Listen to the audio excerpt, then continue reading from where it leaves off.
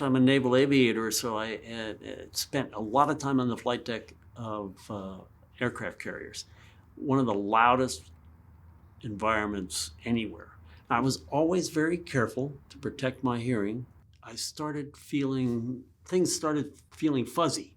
The world seemed to be fuzzy. I had a hearing test a couple of years ago, and it wasn't too bad. I had a little fall off in the highest frequencies, but it was nothing out of the normal range. I think I finally admit to myself that, I've got hearing loss. It's so gradual that you don't notice it, and of course it always seems like giving in to old age, but that's not right. Some arguments over it. I mean, it was like it was more frustration. Yeah. I was totally frustrated. Right. It was like he just isn't listening to me. I mean, I was trying to tell him he's hard of hearing, and he's saying, no, I'm not.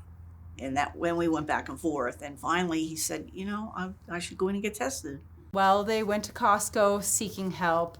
They were kind of turned away and told that nothing was going to help. And, it's a little bit different experience at Costco. You're not necessarily working with a doctor of audiology. I don't want to say negative things overall about Costco. There's going to be great providers there also, I'm sure. But when it comes down to the big picture, you're going to get a different experience when you come to a place like Sound Relief. They were a little bit hesitant initially because they were already told that nothing was going to help, so they actually did a field trial with devices before committing to anything. A company on the internet, and they, for a couple of $100, I said, well, at least I won't be losing too much if they don't work. So I tried them, and no. First of all, they weren't comfortable. Second of all, they didn't really help.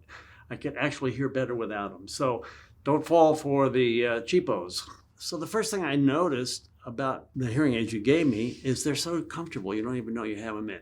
So that's great.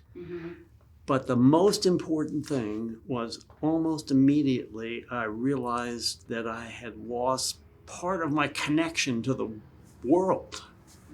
It's so subtle and so gradual that it's not noticeable until you get corrected, and then you say, wow, I'm back. It was almost like I was back. It was absolutely amazing revelation. We have a lot of clocks in our house, and they tick.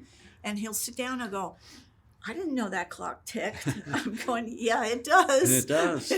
Absolutely. So Max was great. Even at that very first appointment, he came back. He was excited. His wife was on board. They were noticing things right away.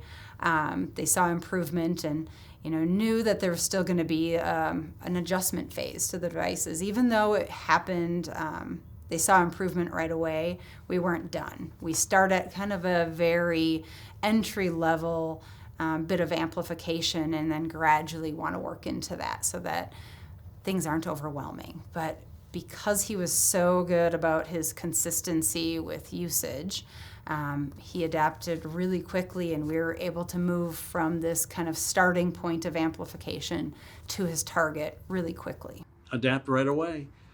It's interesting to hear things that you didn't hear before, but was never bothersome. And when I take them out at night, it's amazing how quiet it gets. Well, I think it's important. I think it's important for relationships. Yes. I think it's important for the person who's losing their hearing, because it's an awakening for him. Yeah. I mean, it's almost like a child discovering things in life for the first time. It's like, wow, look at this, and I'm listening to this, and it's fun to watch.